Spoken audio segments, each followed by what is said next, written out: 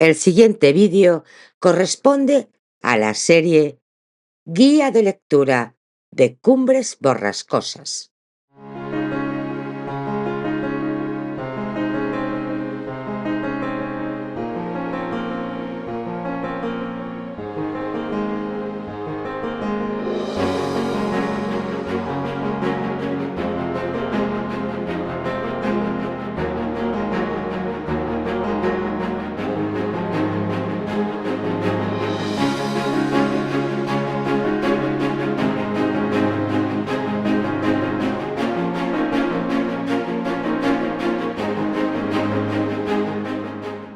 Este libro no es difícil, es que está diseñado para que te pierdas.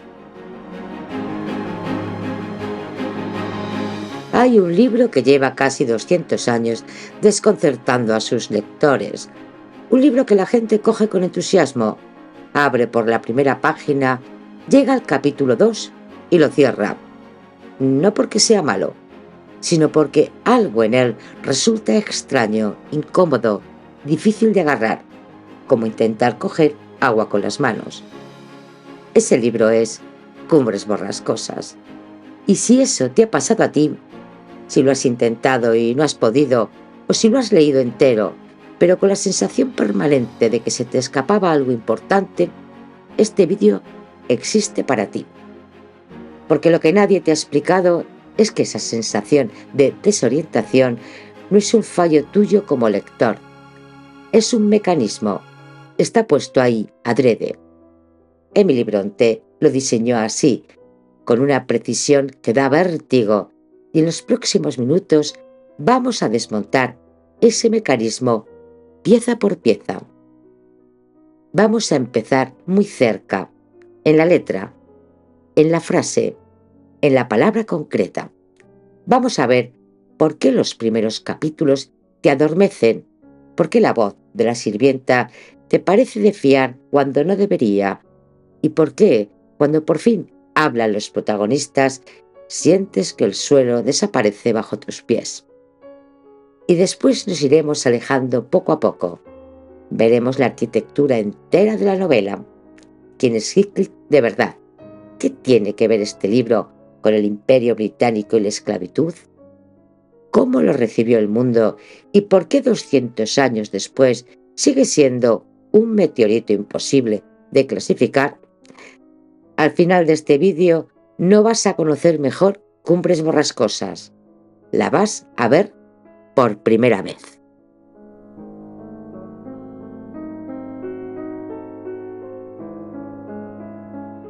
Aviso importante. En este vídeo analizamos la obra Cumbres Borrascosas al completo, por lo que contiene spoiler de la misma. Cumbres Borrascosa nos lleva al norte de Inglaterra, a un páramo aislado y batido por el viento, donde el paisaje es tan duro como las vidas de quienes lo habitan. Allí, entre dos casas vecinas y muy distintas entre sí, las Cumbres Borrascosas y la Granja de los Tordos, se desarrolla a lo largo de 2 generaciones una historia de personas que se quieren, se odian, se pierden y se buscan.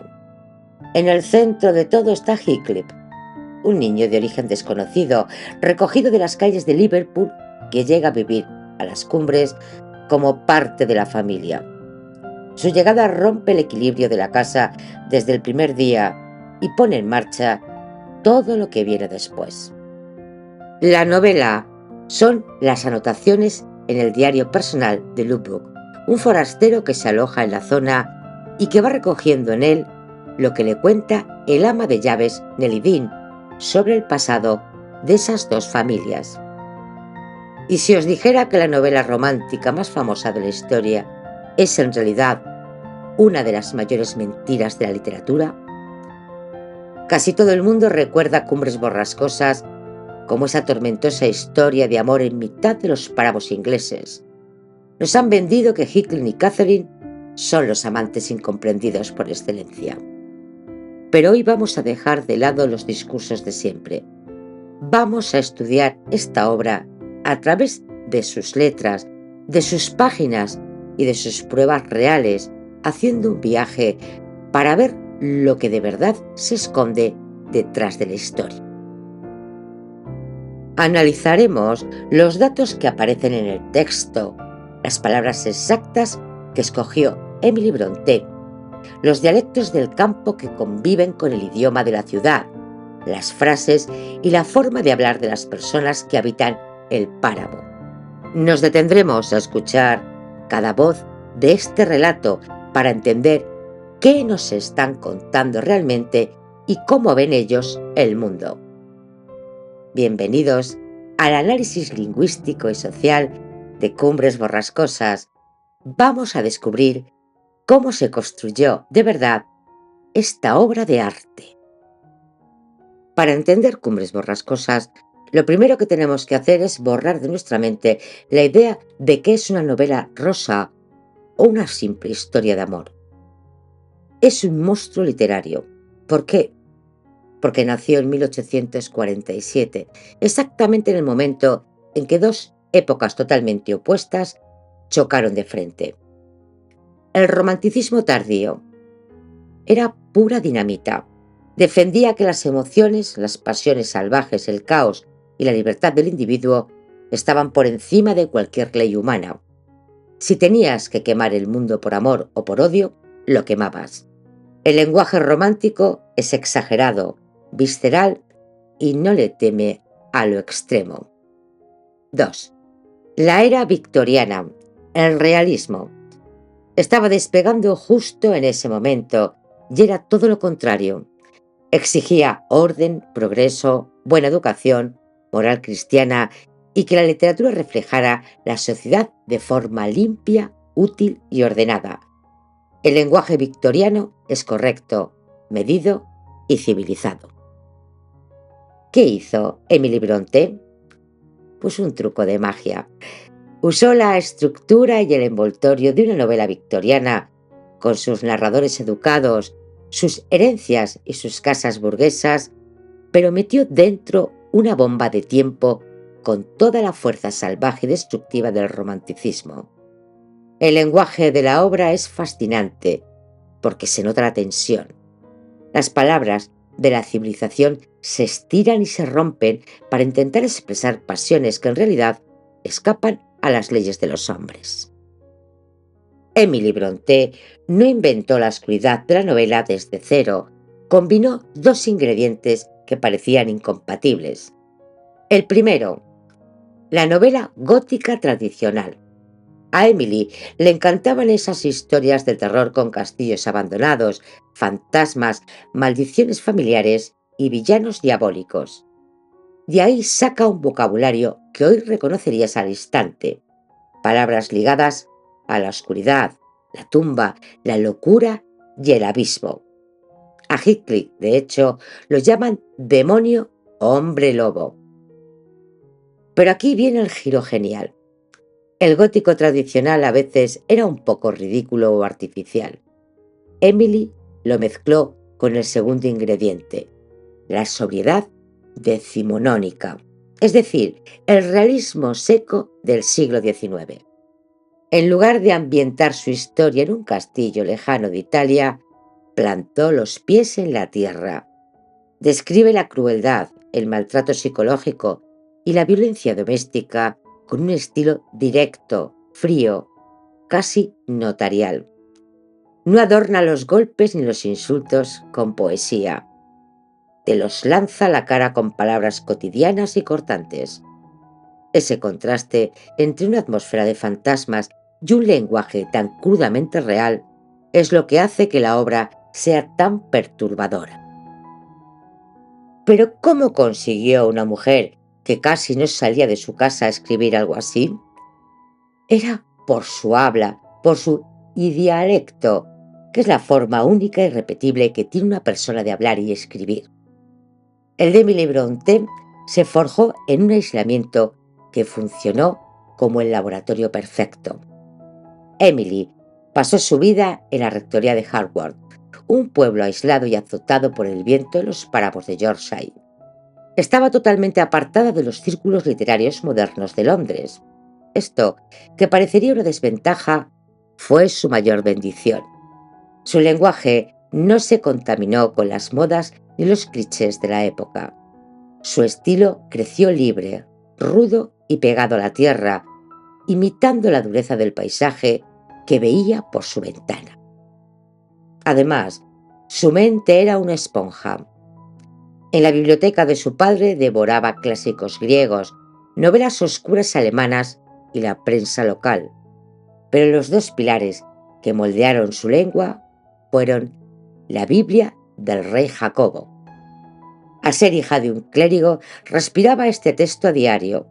De ahí saca ese tono solemne, apocalíptico, lleno de juramentos y palabras que suenan sagradas o proféticas. Y por otro lado, él habla de la calle. Escuchaba todos los días a los criados de su casa y a la gente del pueblo usar el dialecto del norte de Inglaterra, un habla directa, ruda y sin filtros. Emily unió estos dos mundos, la majestuosidad de la Biblia y la crudeza del páramo. El resultado es un lenguaje que suena eterno, pero que muerde como un animal salvaje. Para captar la genialidad de lo que pasa en esta novela, primero tenemos que entender que la literatura tiene muchas formas de darnos una voz y no todas funcionan igual. No es tan simple como el que habla desde fuera, que lo sabe todo, y el que habla desde dentro, que no. Las cosas son mucho más ricas y complejas. Básicamente, cuando un escritor va a crear una historia, tiene que elegir qué posición va a tener su narrador en el tablero. Y aquí entramos en los tipos de narradores según su punto de vista y su nivel de conocimiento. Narradores en tercera persona. Hablan desde él o ella. Son voces que nos cuentan la historia desde fuera, como si miraran a través de una ventana. Pero ojo, que hablen desde fuera no significa que todos sean iguales. Está el omnisciente, el que todo lo sabe. Es el que conoce el pasado, el presente, el futuro y lo que los personajes piensan en su fuero interno.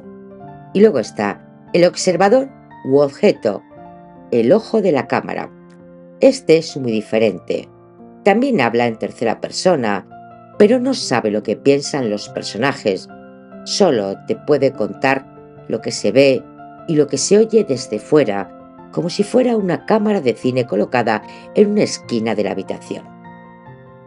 Luego están los narradores en primera persona. Hablan desde el yo. Aquí la voz está metida dentro del mundo de la historia. Es un personaje más de ella. Está el narrador protagonista.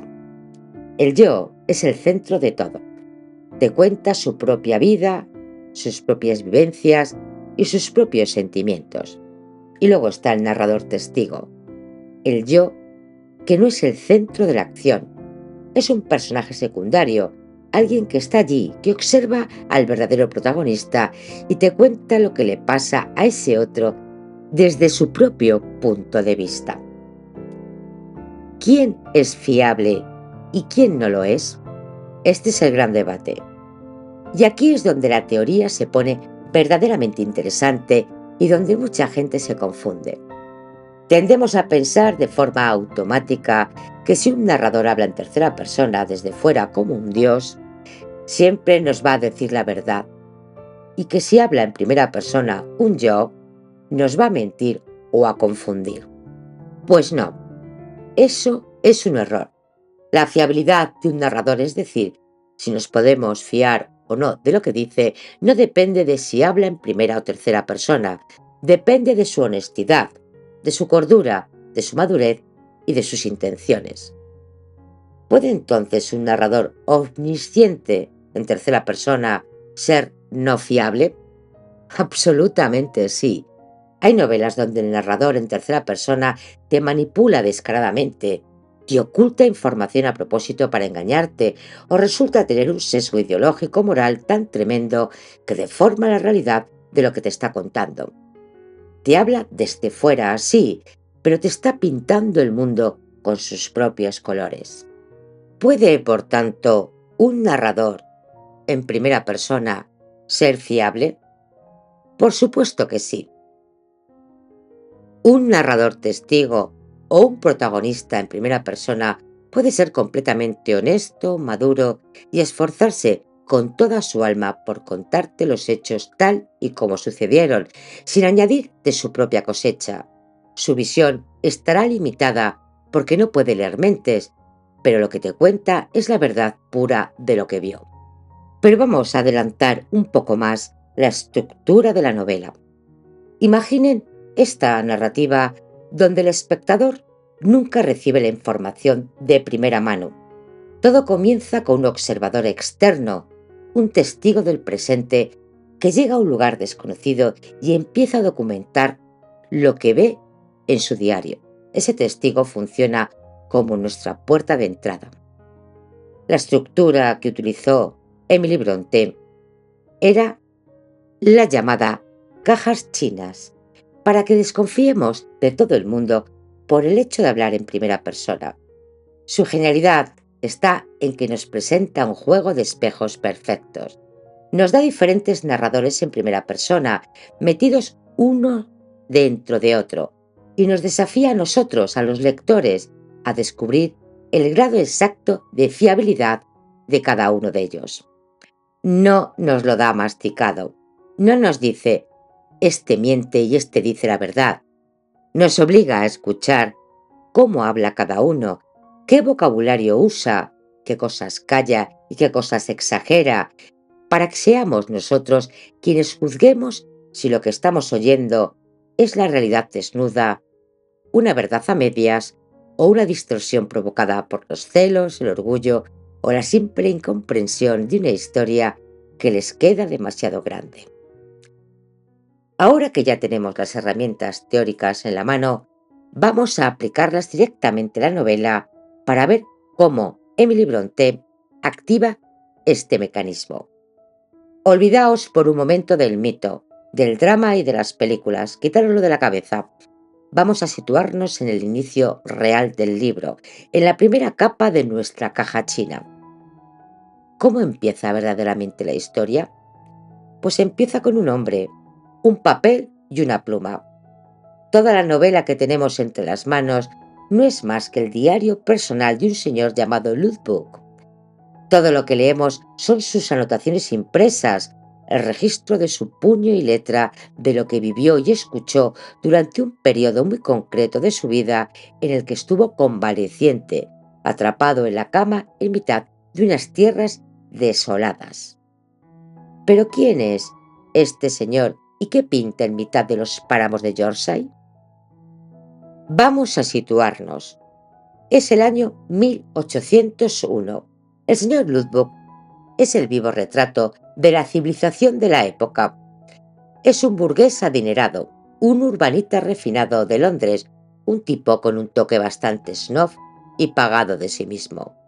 Ha viajado hasta el norte profundo de Inglaterra buscando lo que llamaríamos un retiro espiritual o unas vacaciones de desconexión. Quiere apartarse del ruido de la sociedad y sumergirse en la naturaleza. Para ello le alquila una gran propiedad a un hombre misterioso y huraño. Esta propiedad se llama la Granja de los Tordos. Es una casa señorial, lujosa y protegida en el valle. Y el dueño de esa casa, su casero, es un tal Heathcliff, que vive un poco más arriba, en una propiedad mucho más ruda y expuesta a las tormentas llamada Cumbres Borrascosas. Lothbrok, haciendo gala de su educación burguesa y de su etiqueta social, decide que lo correcto es ir a presentarse ante su casero. Así que camina páramo arriba hasta Cumbres Borrascosas. La primera visita ya es un desastre, pero este hombre, terco y un poco insensato, decide volver una segunda vez, y ahí es donde la naturaleza indómita del norte le da su primera bofetada. Al salir de su segunda visita, estalla una tormenta de nieve brutal. Lothbrok se pierde, es atacado por los perros de la casa, sufre una crisis de ansiedad y pasa una noche de pesadilla en Cumbres Borrascosas, donde incluso cree ver el fantasma de una niña golpeando la ventana de una habitación. Vaya panorama. Cuando Lupo consigue regresar por fin a su casa alquilada, la granja de los tordos está físicamente destrozado. El frío, la nieve y el terror de la noche anterior le pasan factura. Cae gravemente enfermo. Imaginad la escena ahora mismo. La habitación en penumbra, el fuego de la chimenea crepitando, el viento del páramo golpeando los cristales desde fuera, y en mitad de la cama este hombre de ciudad, sudoroso, débil y postrado durante semanas enteras, sin pantallas, sin libros nuevos, completamente aburrido y aislado del mundo. Para no volverse loco en la monotonía de su convalecencia, Luzbuk empieza a fijarse en la mujer que le cuida, la sirvienta de la casa. Se llama Nelly Dean. Nelly es una criada cualquiera. Es una mujer que se ha criado en esas tierras, que conoce cada piedra del camino y que ha servido a las dos familias durante generaciones. Ella tiene las llaves de todos los secretos. Luzbok, desesperado por el aburrimiento y fascinado por el comportamiento tan violento y extraño que vio en su casero Hickley, le pide a Nelly que le haga compañía y le cuente qué demonios pasa en ese lugar. Y es ahí, al borde de esa cama de enfermo, donde Nelly Dean se sienta, se pone a coser o a hilar y empieza a hablar. A partir de ese momento, la novela da un vuelco. Luzbok abre su diario y empieza a transcribir, noche tras noche, palabra por palabra, la larguísima historia que Nelly le va dosificando. Bien, para el lector, para nosotros y para el propio Luzbok, la aparición de Nelly como narradora es un auténtico alivio, una bocanada de aire fresco. Venimos de capítulos desconcertantes, llenos de personajes siniestros que se muerden entre sí, perros agresivos, tormentas de nieve y fantasmas en la ventana. Todo es un caos, y de repente aparece Nelly. Nelly es la encarnación del sentido común, de la estabilidad y de lo doméstico. Es una sirvienta, una mujer del pueblo que tiene una particularidad muy importante que el espectador debe notar. No es una criada cualquiera. Nelly se ha criado prácticamente al mismo tiempo que los señores de la historia. Ha jugado con ellos de niño, ha limpiado sus ropas, ha preparado sus comidas y ha estado presente en los momentos más íntimos, desde sus secretos de alcoba hasta sus últimos suspiros en el lecho de muerte. ¿Qué impresión nos causa Nelly de entrada? Una impresión inmejorable. Al escucharla hablar, el lector empatiza con ella inmediatamente por varias razones. Es la voz de la experiencia. Ella no te está contando un rumor que escuchó en la taberna del pueblo. Ella te está contando lo que vio con sus propios ojos y lo que tocó con sus propias manos. Su relato surge directamente de su memoria viva y de décadas de experiencia directa en el corazón de esas dos familias en conflicto. Es cercana y reconfortante. Frente a la violencia salvaje de Hickley, Nelly habla con el tono de una madre o de una tía protectora. Es la persona que pone orden en la cocina, la que cuida a los niños y la que intenta que impere la lógica y la paz en las casas que son auténticos manicomios. A la vez es inteligente y educada. Aunque es una mujer de clase trabajadora, el lector nota enseguida que posee una cultura y una capacidad de expresión sorprendentes para su posición.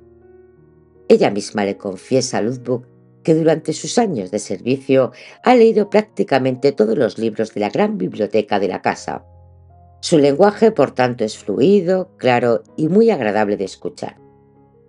Para el espectador, para el lector, que se enfrenta por primera vez a esta historia, Nelly Dean se convierte de inmediato en la guía ideal. No desconfiamos de ella. Creemos a pies juntillas lo que nos cuenta. Parece la única persona cuerda y normal en mitad de un desierto de locos y de salvajes. Nos agarramos a su voz como si fuera un faro en mitad de la tormenta, listos para dejarnos llevar por el viaje de sus recuerdos. Pero cuidado, paremos. Aquí es donde nuestro cerebro tiene que hacer clic. Si habéis leído la novela o visto alguna adaptación cinematográfica, probablemente tengáis la sensación de que os han contado una verdad desnuda. Pensáis, Nelly lo vivió, se lo contó a Ludwig, él lo escribió y eso es lo que pasó. Pues os han estado engañando desde la página 1. Para entender la trampa, primero tenemos que hacer este parón técnico y mirar las fechas en el calendario, porque la distancia temporal en esta novela es clave para entender su lenguaje. La obra se publica en 1847, en pleno apogeo de la era victoriana. El público que entraba a las librerías a comprar el libro era un público victoriano, recto, moral y amante de las buenas costumbres. Sin embargo, la historia de amor y odio de Cumbres Borrascosas no ocurre en esa época. La historia real empieza en 1771 y termina en 1802. Eso no es época victoriana, es el periodo de la regencia y la época georgiana. Es un mundo mucho más rural, rudo, violento y brutal, donde las normas sociales de la ciudad no valían nada. ¿Qué hace entonces la autora? Sabe que si le suelta esa brutalidad de golpe al refinado público victoriano de 1847, la gente va a cerrar el libro escandalizada. Así que utiliza los 3 primeros capítulos como una anestesia lingüística. Al abrir el diario de Ludwig en esos 3 primeros capítulos, lo que nos encontramos es una muralla de palabras. Ludwig escribe con el lenguaje típico del burgués de la época, un estilo pedante, engolado, artificial y cargado de frases eternas llenas de subordinadas, frases dentro de frases que parece que nunca van a terminar. Es un lenguaje diseñado para ser educado, correcto y civilizado. Sería capaz de describir un picaporte o un árbol usando 10 adjetivos cultos de origen latinizante. ¿Por qué es una anestesia? ¿Por qué hace esto Emily Brontë? Porque ese exceso de sofisticación formal adormece al lector, te hace creer que estás leyendo una novela de sociedad idílica y tranquila, un relato higiénico de un señor que va al campo a descansar. Pero mientras Ludwig nos anestesia con su prosa estirada, se produce un cortocircuito brutal. En sus 2 visitas a Cumbres Borrascosas, este burgués se topa de frente con los habitantes de la casa, y lo que ve lo deja completamente perturbado y descolocado. Se encuentra con un tipo llamado Hickling, que es pura violencia contenida, que le recibe con gruñidos y que trata a todo el mundo a patadas. También ve a una joven bellísima pero muy huraña, que escupe desprecio con sus ojos. Y para rematar, un criado que parece un profeta loco y rabioso. En esa casa nadie saluda, nadie da las gracias, nadie sonríe. Se odian abiertamente y conviven en un caos absoluto de agresividad y tensión. Ludwig, que es un urbanita que vive de las apariencias y del decoro, se queda en estado de shock. No entiende nada. Esos personajes rompen todos sus esquemas mentales y sociales, y es precisamente esa perturbación, ese choque entre un mundo refinado y la salvajería que acaba de presenciar, lo que enciende en él una mecha muy humana. El cotilleo puro y duro, lo que llamamos el chisme morboso. Lupo no le pide la historia a Nelly por amor al arte o por interés histórico. Le pica la curiosidad de forma casi obsesiva.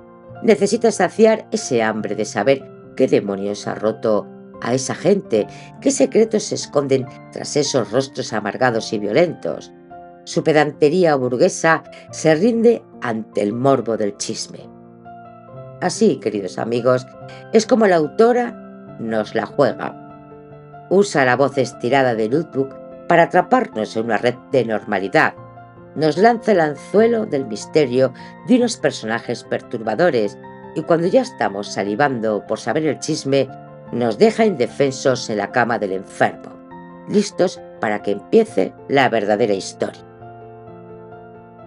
Cuando Nellie Dean toma la palabra, la prosa de la novela cambia por completo. Es como si abriéramos la ventana de una habitación cargada y entrara un aire limpio y fresco. El lector tiene que notar este contraste frente a esas frases kilométricas, rebuscadas y artificiales de Lookbook. Está el lenguaje de Nellie, que es cercano, coloquial, cuerdo y sereno.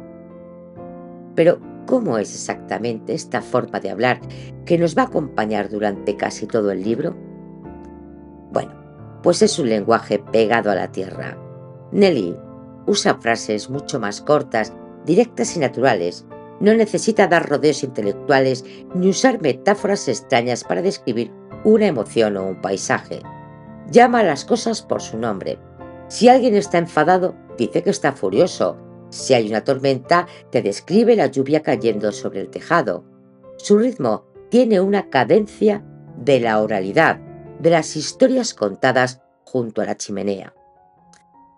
Mientras tanto, los protagonistas de su historia gritan, maldicen y rompen cosas. El tono de Nellie es siempre templado y analítico.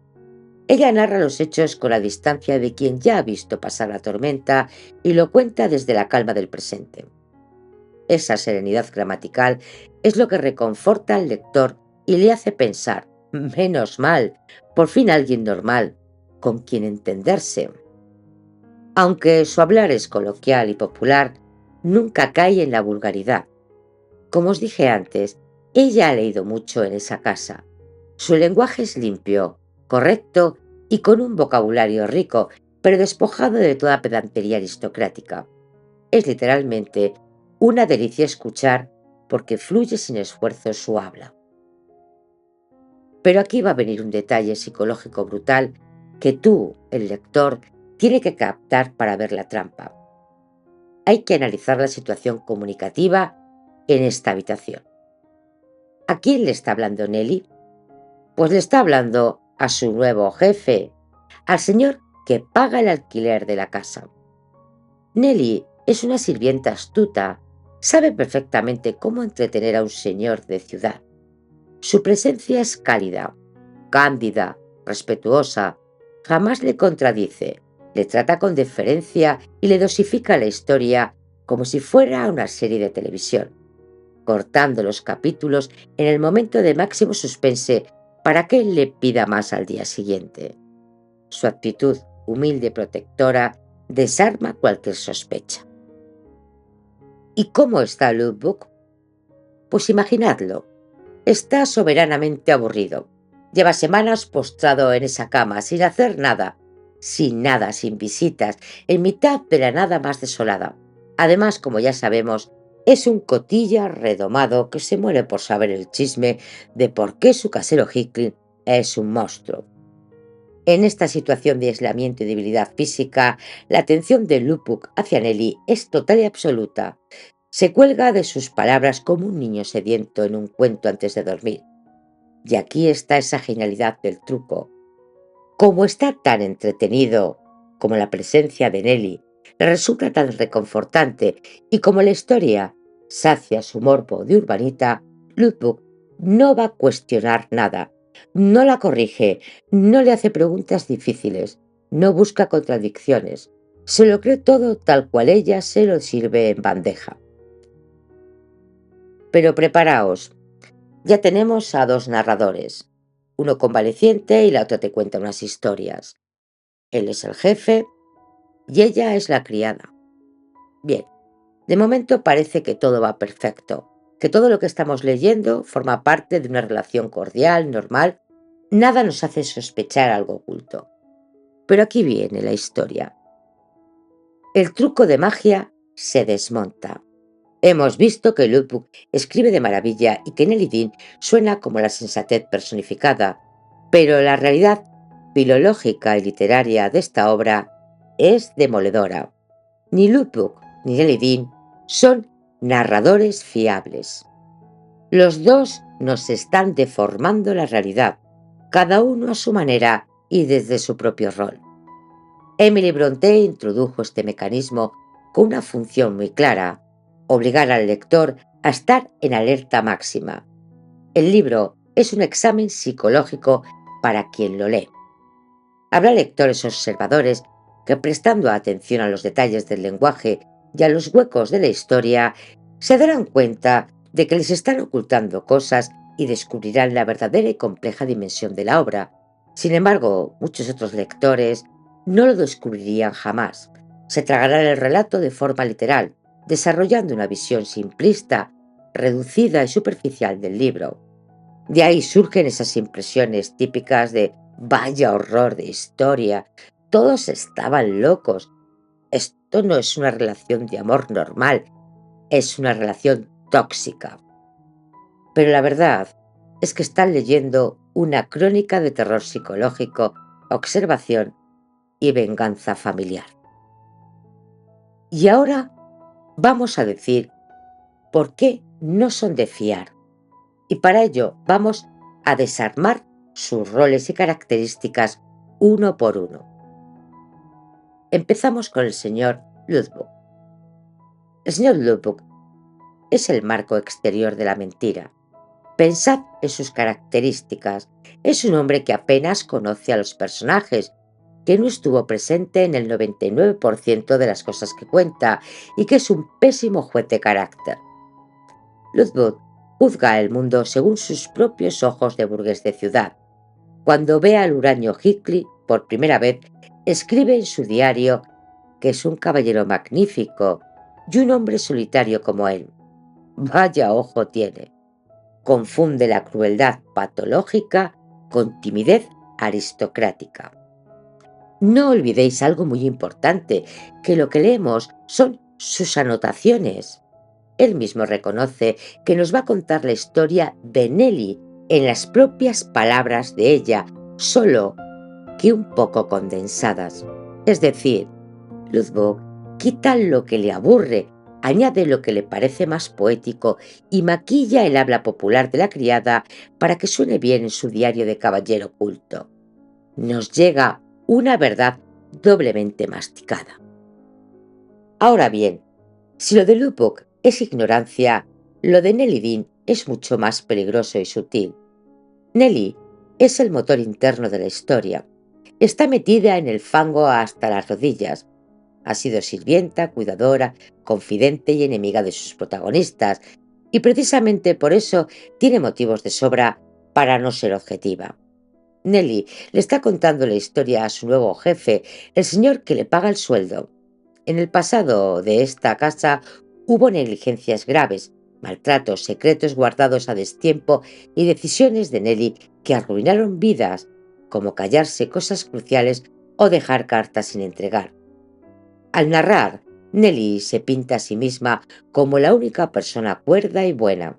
Modifica sutilmente los diálogos y los recuerdos para quedar bien, para parecer la heroína o la víctima inocente y hacer que los demás parezcan monstruos caprichosos. Nelly no es natural. Adoraba a unos niños y detestaba a otros. Su desprecio histórico hacia Hickling tiñe todo el relato. Por lo tanto, cuando nos describe una escena de violencia o un ataque de locura, nunca sabemos si está exagerando los rasgos satánicos de Hickling o suavizando las culpas de sus protegidos. Vamos a ir avanzando. Para construir a Ludwig, Emily Brontë utiliza un estilo que en lingüística llamamos hipotáctico o latinizante. Dicho en cristiano, un lenguaje extremadamente complejo, artificial, lleno de frases larguísimas que dan mil rodeos y que utiliza palabras cultas, elegantes y refinadas en lugar de ir directo al grano con palabras llanas y cotidianas.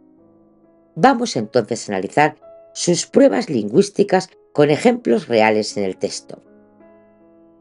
Ludwig utiliza la subordinación infinita. No sabe hablar de forma directa. Su mente necesita meter una frase dentro de otra frase y luego otra, usando incisos, comas, conectores. Busca demostrar que es un caballero instruido, y lo sabemos, que se nota. Prueba textual. Capítulo 1. Nada más empezar el diario, al escribir su llegada a Cumbres Borrascosas, Lodbrok escribe lo siguiente: acabo de volver de una visita al casero, el único vecino a quien tendré que aguantar. Desde luego, es hermosa esta región. No creo que hubiera podido elegir en toda Inglaterra un sitio tan apartado por completo del bullicio social. Vamos a analizar lingüísticamente este fragmento. Mirad cómo estira el chicle. En lugar de decir simplemente he visitado a mi casero en un lugar muy tranquilo, necesita encadenar una estructura de guiones, exclamaciones y una aclaración final para adornar su propia decisión de mudarse allí. Sus frases avanzan con un ritmo pesado, aristocrático, que busca poner una barrera de buena educación entre él y la realidad ruda del páramo. Otro detalle importante y muy interesante: esa obsesión por el decoro y la etiqueta hace que los adjetivos de Lodbrok no describan la realidad física tal y como es, describe la norma social, busca catalogar todo bajo los códigos de la alta sociedad de la ciudad. Aquí tenemos otra prueba textual. Capítulo 1. Aparece Hinckley, un hombre que claramente lo quiere echar de su propiedad a patadas. Lodbrok anota en su diario: pero el señor Hinckley construye un raro contraste con su vivienda y estilo de vida. Tiene el aspecto de un gitano de piel oscura y el vestir y los modales de un caballero, es decir, tan caballero como muchos hacendados, algo descuidado quizá, pero no mal parecido en su dejadez. Aquí vemos que utiliza el adjetivo singular, muy de la época para sonar refinado, y remata con la palabra caballero. El éxito de Lodbrok está totalmente sesgado. Su lenguaje está tan domesticado por las novelas de sociedad que es incapaz de registrar la violencia real que tiene delante. Para él, la agresividad de Hinckley es solo una excentricidad digna de un caballero solitario. Ahora veamos los verbos, la pasividad del observador. Si os fijáis en los verbos que usa Lodbrok en estos primeros capítulos, predomina la percepción intelectual y la pasividad sobre la acción física. Él imagina, supone, conjetura, percibe. Vayamos a otra prueba textual. Capítulo 2. Cuando vuelve a Cumbres Borrascosas y se encuentra con la joven Catherine, la nuera de Hinckley, que le trata con un desprecio absoluto, él escribe lo siguiente: expresé mi pesar por haber ocupado mi tiempo en un servicio que le resultaba tan incómodo. Si analizamos lingüísticamente esto, miremos. En lugar de usar verbos de acción directa o aceptar que la chica le odia, usa la fórmula expresé mi pesar y califica la situación de incómoda. Es un lenguaje de paños calientes. Lodbrok usa los verbos para distanciarse del conflicto físico. Se niega a mancharse las manos con palabras crudas o confrontaciones directas. Pero aquí vamos más allá. Es el clímax de su pedantería. El delirio de las palabras, las que usa. Hay un momento maravilloso donde el lenguaje de Lodbrok roza el ridículo absoluto por culpa de su obsesión por sonar culto en situaciones extremas. Prueba textual. Capítulo 3. Cuando se despierta tras su noche de pesadillas en Cumbres Borrascosas y se encuentra a Hinckley gritando de dolor en la ventana, llamando desesperado al fantasma de Cathy, Lodbrok, en lugar de conmoverse o asustarse por el horror humano que está presenciando, describe la situación en su diario usando términos casi notariales.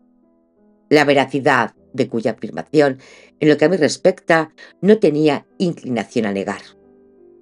Analicemos lingüísticamente. Es una locura de frase. El hombre está viendo a un alma en pena, desgarrándose el pecho en mitad de una tormenta de nieve, y él escribe con una frialdad sintáctica que es similar a la de un abogado que redacta un contrato. ¿Cuál es el veredicto lingüístico? Emily Brontë usa este estilo en los 3 primeros capítulos con una puntería clínica. Lookbook escribe así porque su lenguaje es su escudo. Es un hombre asustado por la fuerza salvaje del norte, y la única forma que tiene de procesar ese mundo indómito es metiéndolo dentro de una jaula de frases perfectas, adjetivos de salón y sintaxis estiradas. Las pruebas están ahí. Su propia letra le delata como un narrador incapaz de entender la tragedia porque carece del vocabulario de la pasión. Ahora vayamos al otro narrador, a Nellie Dee. Su fluidez de falsa transparencia. Para construir a Nellie, Emily Brontë utiliza un estilo que en lingüística llamamos paratáctico y cronístico. Es decir, un lenguaje basado en frases más cortas, directas, unidas por conjunciones sencillas como y, pero, entonces, y que imita a la perfección el ritmo de una conversación natural de alguien que te está contando una crónica o un suceso. Sin embargo, detrás de esa aparente sencillez hay una estructura lingüística muy astuta. Vamos a analizar sus pruebas reales en el texto. El ritmo de la oralidad. Nellie no necesita dar rodeos intelectuales ni usar incisos complicados. Su sintaxis avanza rápido, porque su objetivo es atrapar la atención del oyente, del lookbook, de ustedes, y no suelta el hilo de la acción. Prueba textual. Capítulo 4. Cuando empieza a contar el verdadero origen del conflicto, el día que el viejo señor Irsaf trajo a Hickley a casa, Nellie dice: se abrió la puerta y entró el patrón. Llevaba un fardo en los brazos que por el esfuerzo que hacía debía de ser pesado. Se dejó caer en una silla, nos hizo a un lado a los niños y nos dijo que nos sentáramos a sus pies. Analicemos lingüísticamente. Mirad la diferencia con Lookbook. Las frases son cortas, dinámicas y están encadenadas mediante acciones puras. Se abrió, entró, llevaba, se dejó caer. No hay adjetivos pretenciosos. Es el lenguaje de una magnífica cuentacuentos popular. Te mete en la escena de golpe, usando un ritmo que resulta familiar, cómodo y muy fácil de seguir. Y ahora veamos. Mientras que Lookbook usaba adjetivos para medir el decoro social, singular, caballero, Nellie usa adjetivos que juzgan moralmente a las personas o describen la realidad física de manera cruda y casera. Prueba textual. Capítulo 8. Al describir el temperamento caprichoso de la joven Catherine Irsan, Nellie afirma sin morderse la lengua: era una criatura altiva, caprichosa y de genio vivo, pero tenía el corazón más tierno de toda la comarca. Analicemos lingüísticamente. Nellie califica directamente altiva, caprichosa. Usa un léxico directo que todo el mundo entiende. Al presentarse con este lenguaje tan honesto y sin rodeos, el lector se confía. Pensamos: esta mujer no me está ocultando nada, me está diciendo las cosas claras. Es el adjetivo utilizado como herramienta de confianza. Veamos cómo usa los verbos. Nellie es una espectadora activa. En sus verbos predominan la acción física, pero también hay un uso masivo de verbos de lengua y transmisión. Dijo, escuché, me enteré. Ella controla los tiempos del relato. Prueba textual. Capítulo 9. En la famosa escena donde Catherine le confiesa que ha aceptado casarse con Edgar Linton, Nellie le responde usando verbos que pinchan la burbuja romántica de la chica. Usted se casa con el señor Linton porque es rico, joven, alegre y la idolatra. Eso no es amor, eso es conveniencia. Analicemos lingüísticamente. Nellie usa verbos categóricos. Se casa, es, no es. Utiliza el lenguaje para presentarse ante Lookbook y ante nosotros como el árbitro de la razón. Con sus verbos, ella decide qué es amor y qué es interés, obligando al oyente a aceptar su veredicto moral sobre los personajes. Pero vamos a profundizar mucho más. Lo que Nelly decide callar. La prueba lingüística más sutil de que Nelly no es de fiar no está en lo que dice, sino en cómo usa los verbos de omisión. A veces corta la narración o resume años enteros en una sola frase cuando le conviene tapar sus propios errores. Prueba textual. Capítulo 10. Cuando Hickley regresa 3 años después, rico y transformado, Nelly despacha esos 3 años de ausencia muy misteriosa, diciendo simplemente: ¿de dónde sacó el dinero o cómo logró educarse en ese tiempo? Es un misterio que nunca pude resolver. Analicemos lingüísticamente. Aquí la sintaxis de Nelly se vuelve sospechosamente vaga. Usa el sustantivo misterio y el verbo nunca pude para lavarse las manos. Un narrador omnisciente nos había explicado el viaje de Hickley. Nelly, al tener un lenguaje limitado a su propio punto de vista, corta el hilo de la información. Nos deja a oscuras porque a ella tampoco le interesa indagar en lo que no puede controlar. En conclusión, Emily Brontë construyó el lenguaje de Nelly con una genialidad perversa. Su estilo es tan fluido, tan sereno y tan libre de pedantería que el lector cae rendido a sus pies. Nos parece una narradora transparente. Pero esa transparencia es su mejor arma. Nos cuenta una historia salvaje con la misma tranquilidad con la que se da la receta de un pastel. Y precisamente por usar palabras tan cotidianas, dejamos de cuestionar si nos está diciendo la verdad o si está acomodando los recuerdos para salvar su propio pellejo. Vamos a profundizar mucho más en este nivel lingüístico de análisis. Vayamos al nivel morfosintáctico. ¿Pero qué demonios es el nivel morfosintáctico? No os asustéis por el nombre técnico, que es mucho más fácil de lo que parece. Cuando los lingüistas hablan de nivel morfosintáctico, en realidad están uniendo dos cosas cotidianas que hacemos con el lenguaje: la morfología, las piezas, y la sintaxis, los planos. Las piezas, la morfología, es el estudio de las palabras por separado, es decir, qué tipo de piezas elegimos para hablar. Usamos muchos adjetivos, abusamos de los verbos de acción, metemos pronombres antiguos. Es como elegir los ladrillos de una construcción. Y luego está la sintaxis, los planos. Es el estudio de cómo juntamos esos ladrillos para formar una frase. Hacemos frases cortas, directas y afiladas como cuchillos, o construimos laberintos de frases larguísimas, llenas de comas, incisos y rodeos. Por lo tanto, analizar el nivel morfosintáctico de Cumbres Borrascosas significa sencillamente estudiar cómo Emily Brontë diseña el esqueleto y los ladrillos de las frases de cada personaje. Y aquí viene lo fascinante. En esta novela, la forma en que un personaje construye sus frases no es casualidad. La sintaxis es el reflejo exacto de su clase social, de su salud mental y de su nivel de violencia. Los personajes no solo se diferencian por lo que dicen, sino por cómo estructuran sus frases. En toda la novela encontramos lo siguiente: los ricos de la granja de los tordos, la familia Linton, Edgar e Isabella. Su sintaxis es el reflejo de la opulencia y de las leyes de la ciudad. Utilizan lo que en lingüística llamamos estructuras de subordinación pasiva y cortés. Sus frases son un colchón de plumas, suaves, largas, llenas de condicionales y fórmulas de cortesía que buscan suavizar la realidad.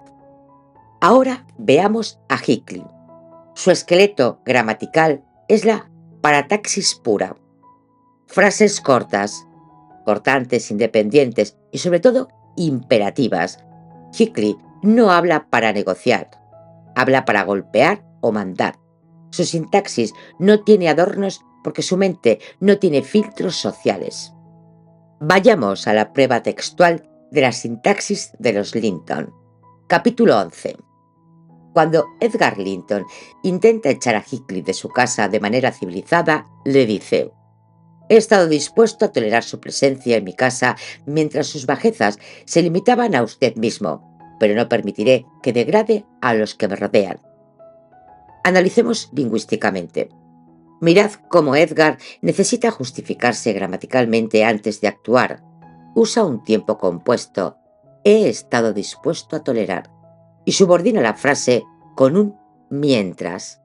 Es la sintaxis de un hombre que se apoya en las leyes y en las normas para sentirse seguro. Vayamos a la prueba textual de la sintaxis de Hinckley en el mismo capítulo 11. En esa misma discusión, la respuesta de Hinckley corta el aire como un cuchillo. «Cállate, no me importan tus palabras, sal de mi camino o te aplastaré». Analicemos lingüísticamente. Vemos que es brutal. 3 frases que funcionan como 3 puñetazos. No hay una sola palabra de relleno, ni un conector lógico, ni una subordinada. Son verbos en imperativo. Cállate, sal, y una amenaza directa en futuro. Te aplastaré. Brontë nos demuestra que la fuerza morfosintáctica de Hinckley destruye la sofisticación de los Linton. Mientras el rico redacta mentalmente un párrafo, Hinckley ya ha ejecutado la acción. Pero la autora va más allá. ¿Qué pasa cuando la pasión o la locura superan la capacidad humana de razonar? La gramática entonces se rompe. Brontë utiliza 2 recursos lingüísticos brutales en los momentos de máxima tensión. Usa frases que se quedan colgadas en el aire y cambian de tema a la mitad. Y también elimina palabras esenciales como verbos o sujetos porque la mente va más rápido que la boca. Prueba textual. Capítulo 12. Cuando Catherine Earnshaw cae en el delirio de la fiebre y la locura, empieza a arrancar las plumas de la almohada y le dice a Nelly: «Esta es de paloma. Las palomas mueren en el nido. ¡Ay, Hinckley! El páramo. La ventana está cerrada. Ábrela. Déjame salir». Análisis lingüístico. Aquí la sintaxis tradicional ha muerto. Ya no hay una estructura lógica de sujeto, verbo y predicado que conecte las ideas. Son ráfagas de pensamientos rotas por exclamaciones. Brontë deforma la gramática para reflejar clínicamente el colapso mental de Catherine. El lenguaje ya no sirve para comunicarse con los demás, sino para sangrar por la boca. Ahora vayamos al estudio del pronombre, el uso estratégico del tú y el usted. Aquí viene un detalle de filología pura que en español se entiende de maravilla, pero que en el inglés original es una genialidad. En el siglo XIX, el inglés ya usaba el you para casi todo. Sin embargo, en el norte de Inglaterra se mantenía el uso del thou y el free, el equivalente al tú, al íntimo, al arcaico o al barrio bajero, frente al you, el usted, que era formal y respetuoso. Emily Brontë utiliza el cambio de pronombres como un termómetro exacto de la distancia social y el desprecio. Vayamos a la prueba textual. Capítulo 6.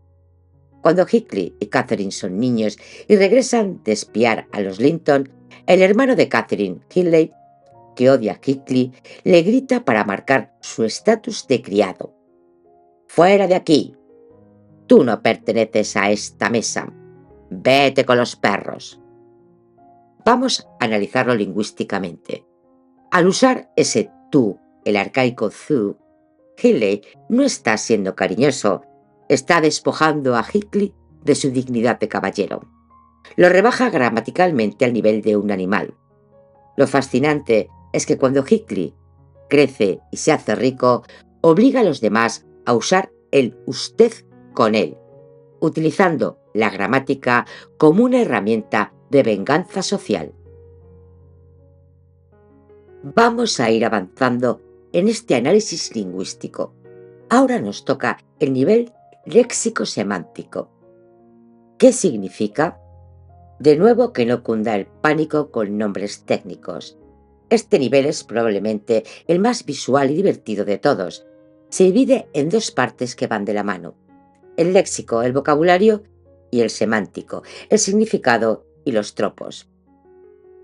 El léxico es el diccionario que tiene cada personaje en la cabeza. ¿Qué tipo de palabras elige? ¿Usa palabras de iglesia, palabras de medicina, palabras de campo o insultos? Es el repertorio de términos que un autor pone sobre la mesa. La semántica, el significado y los tropos. Este es el juego de lo que significan esas palabras y cómo se asocian entre sí. Aquí entran las metáforas, los símbolos y las comparaciones. Por ejemplo, si comparo a una persona con un perro, semánticamente estoy arrastrando todo el significado de animal, rabia o fidelidad hacia ese personaje. Por lo tanto, analizar el nivel léxico-semántico de Cumbres Borrascosas significa estudiar las palabras exactas que Emily Brontë sembró en el texto para crear la atmósfera y definir el alma de la historia. Brontë no usa palabras al azar, crea auténticas guerras de vocabulario a través de 4 ejes principales. La novela se sostiene sobre un choque entre dos mundos, y Brontë diseñó un campo semántico cerrado para cada una de las dos casas de la historia. Es una guerra de palabras en toda regla. El vocabulario de la civilización. La granja de los tordos. Cuando la narración se traslada a la granja de los tordos, el texto se inunda de palabras vinculadas a la luz, la domesticidad, la cultura, la ley, las flores y la debilidad. Encontramos términos como terciopelo, libros, jardín, seda, lágrimas, pálido. Es el léxico de una jaula de oro. Ahora vayamos a Cumbres Borrascosas. Cuando volvemos a esta, el diccionario da un vuelco violento.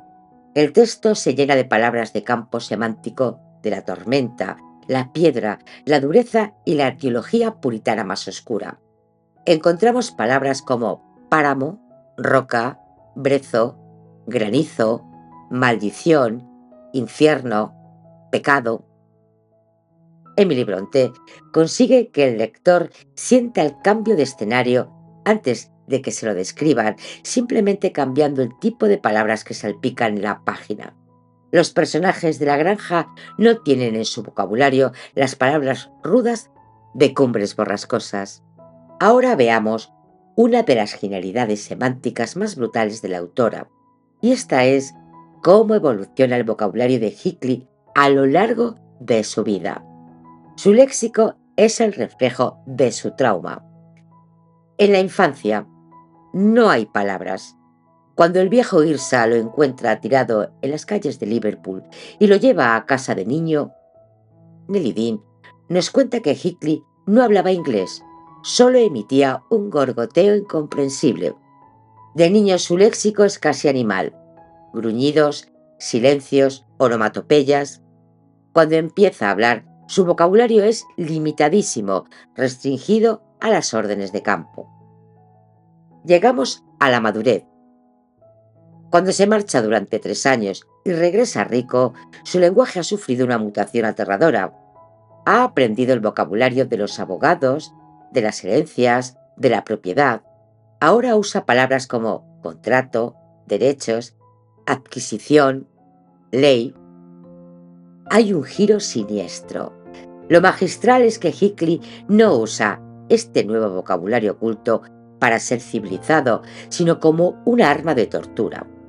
Utiliza palabras técnicas y legales para desvalijar económicamente a sus enemigos y arruinar a sus familias. Semánticamente, el niño que no tenía palabras se convierte en una persona que devora a los demás usando el propio diccionario de la civilización. Ahora vayamos al lenguaje secreto de los amantes. La forma de comunicarse que tienen Hinckley y Catherine Yrsa funciona por completo al margen de las reglas normales. Mientras el resto de los personajes usan palabras de la sociedad, Ellos crean un código privado basado en la geología y los elementos primordiales del páramo. Entre ellos, la barrera del sujeto y el objeto desaparece. Se ven como una sola sustancia que utiliza la propia naturaleza para expresarse. Vayamos a las pruebas textuales. Anulación de la identidad, capítulo 9. En la famosa conversación donde Catherine le cuenta sus dudas a Nelly Dean, aparece una afirmación directa que deja las cosas claras. Si todo lo demás pereciera y él me salvara, yo seguiría existiendo. Y si todo lo demás permaneciera y él fuera aniquilado, el universo entero se transformaría en un grupo de desconocidos de los que yo no formaría parte. Aquí Catherine no utiliza la palabra amar, sino el verbo existir. Su forma de entenderse no es un compromiso que se explica con frases de cortejo. Es una condición de la propia vida. Brontë quita los adornos del romanticismo y reduce el vínculo a la realidad de ser una misma cosa. Vayamos a otra prueba. El páramo como la voz de Catherine, capítulo 33. Cuando Catherine muere en el capítulo 16, este lenguaje no se corta, sino que cambia de canal. Su espíritu se mezcla con el entorno, transformando el pasaje en un abecedario donde Hinckley lee constantemente su presencia. No es el típico fantasma de cuento de terror.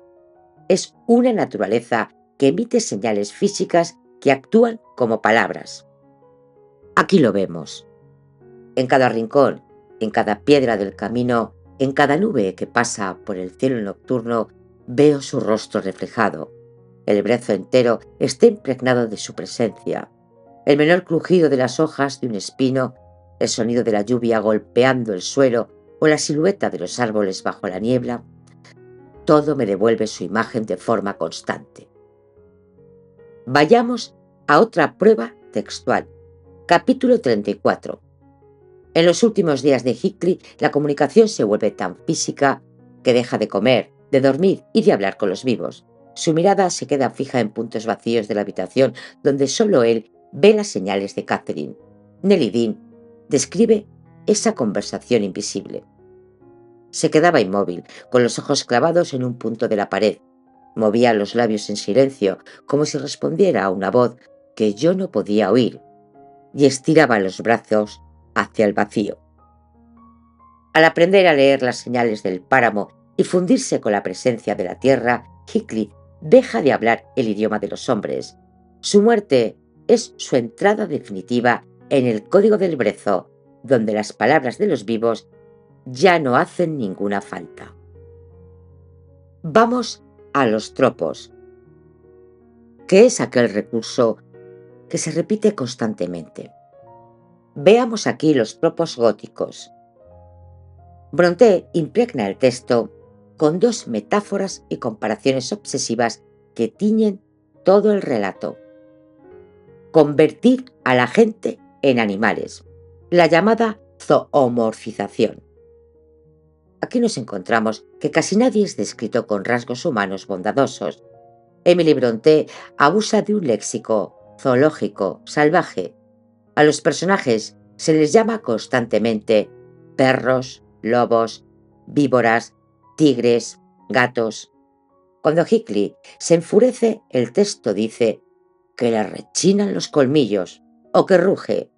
Semánticamente, la autora despoja a los personajes de su humanidad a través de las palabras para recordarnos que estamos ante pasiones puramente instintivas y animales.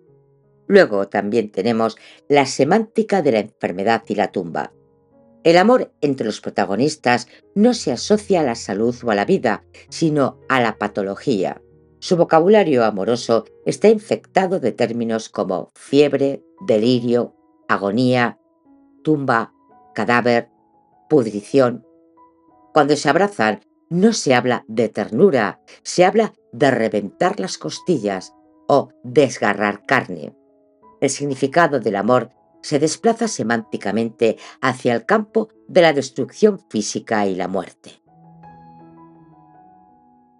Seguimos avanzando en este estudio lingüístico. Vamos al nivel fonético-fonológico. ¿Qué significa? Es el nivel más físico de la lengua. Cuando hablamos de fonética y fonología, nos olvidamos por un momento de la gramática y del significado de las palabras y nos centramos exclusivamente en los sonidos reales que producimos al hablar. La fonética aborda el sonido físico. Es el estudio de cómo el aire sale de los pulmones, pasa por las cuerdas vocales y se moldea con la lengua, los dientes y los labios para crear una vibración en el aire. Son los sonidos en bruto. Fonología, el sistema de la mente. Es el estudio de cómo esos sonidos se organizan en nuestra cabeza para distinguir una palabra de otra. Por ejemplo, cómo tu cerebro sabe la diferencia entre casa y gasa, solo por un sutil cambio de sonido. Analizar este nivel en Cumbres Borrascosas significa estudiar cómo Emily Brontë esculpió los sonidos de las palabras en el papel para que el lector no solo lea la novela, sino que la escuche con el sonido de la mente. Logró meter el sonido del viento y el habla real del campo dentro de la literatura del siglo XIX a través de sus dos grandes hitos. El primero, el dialecto de Yorkshire. Si hay algo que vuelve locos a los filólogos de todo el mundo al leer esta novela, es el personaje de Joseph, el viejo criado puritano y fanático de la casa. Emily Brontë cometió una tremenda osadía para la época. Escribió el habla de Joseph imitando exactamente la fonética literal del dialecto rudo y cerrado de Yorkshire. En las traducciones al español, para no perder este choque sonoro tan importante, se suele transformar su forma de hablar eliminando letras, metiendo tirones en las palabras y usando una pronunciación muy vasta y rural. Vayamos a pruebas físicas. ¿Cómo suena en el texto? Capítulo 2. Mientras que un personaje educado como Lookbook diría de forma limpia: el amo está abajo en el redil, vaya y búsquelo, la autora deforma la escritura para que Joseph suene masticado, rudo y violento. L'amo ha ido abajo al corral, vaya y búsquelo usted mismo. Esto no es un simple capricho decorativo. En el siglo XIX, la norma de la época exigía que todos los personajes hablaran un idioma limpio, plano y de ciudad. Al obligar al lector a tropezar con una fonética tan deformada, rota y difícil de pronunciar, Brontë genera un efecto acústico de resistencia cultural. Nos está diciendo que la gente del páramo tiene un idioma propio, rudo, impenetrable y prehistórico, que el estirado de Lookbook y el lector de la ciudad apenas puede descifrar. El sonido de Joseph nos expulsa a patadas de nuestra zona de confort. Pero el truco fonético más sutil de Emily Brontë está en el tejido de la narración general. La autora utiliza la aliteración y la cacofonía, repetir determinados sonidos de forma obsesiva para crear un simbolismo acústico. Elige palabras que, al ser leídas, reproducen físicamente la violencia del clima y de los golpes. Ahí está la obsesión por las consonantes duras, oclusivas y fricativas. Si analizamos los pasajes de violencia física o de tormenta, el texto se satura fonéticamente de consonantes como T, K, P, G o Ch. Son sonidos oclusivos porque exigen cerrar el paso del aire por completo de la boca y soltarlo de golpe, como si fuera una pequeña explosión. Aquí tenemos la prueba textual, capítulo 17. Cuando Isabella Linton escapa de Cumbres Borrascosas bajo una tormenta y describe cómo Hickley le agredió, el texto mantiene esa fuerza de sonidos cortantes y secos. Me arrojó un cuchillo, me golpeó, me empujó contra el rincón. El viento desgarraba las ventanas y la nieve crujía bajo mis pies descalzos. Vayamos ahora al análisis lingüístico. Escuchad el ritmo de las palabras en voz alta. golpeó, empujó, rincón, desgarraba, crujía. Fonéticamente son sonidos ásperos, vibrantes y duros. Brontë evita deliberadamente las palabras suaves, líquidas o melodiosas, esas que tienen muchas letras como la L o la M. Prefiere que la frase chasquee y golpee en el paladar del lector. Consigue que la fonética del texto imite el crujido de la nieve, el restallar del látigo y el impacto de los puños. El idioma no busca ser bello, busca doler al oído. Con este nivel fonético cerramos el círculo. Emily Brontë demostró ser una ingeniera del lenguaje absoluta. No solo ideó un marco histórico tenso, no solo nos engañó con narradores que manipulan la verdad, ni se limitó a romper la gramática o a oscurecer el diccionario. Logró que la propia materia física del sonido de sus palabras fuera violenta, áspera y salvaje como el mismísimo páramo de Yorkshire. Por eso Cumbres Borrascosas no es una novela de amor sin más. Es una obra de arte total donde la lingüística trabaja al servicio de una pasión que todavía hoy nos sacude al leerla. Vamos a ir avanzando en el estudio lingüístico de la obra de Cumbres Borrascosas. Ahora nos centraremos en los diferentes estilos del lenguaje de la misma. Emily Brontë utiliza el idioma como si fuera un ecualizador social. En la novela conviven distintos registros idiomáticos que sirven para que el espectador entienda, sin necesidad de explicaciones narrativas, el origen y las intenciones de cada personaje al abrir la boca. Vayamos primero al estilo culto e institucional. Es un lenguaje frío, técnico, que utiliza fórmulas rígidas y un vocabulario administrativo o jurídico. Es el estilo que usan los personajes que creen que el mundo se gobierna mediante contratos, testamentos y derechos de propiedad. ¿Quiénes lo usan? El abogado de la comarca, el señor Green, y en momentos específicos de avaricia, el propio Hickling en la madurez. La prueba textual la tenemos en el capítulo 28. Cuando Edgar Linton está muriéndose y trata de alterar su testamento para salvar a su hija de las garras de su enemigo, se describe la intervención del abogado. El señor Green, tras haber sido sobornado, retrasó su llegada alegando dificultades notariales en los traslados y argumentando que la disposición legal de los bienes ya estaba firmemente sujeta a los derechos del heredero varón legítimo. Analicemos este texto. Destacan palabras como disposición legal, bienes, heredero legítimo. Brontë introduce este estilo para demostrar cómo la burocracia urbana intenta encajonar la pasión salvaje del páramo, aunque al final el dinero y la fuerza física acaban corrompiendo la propia ley.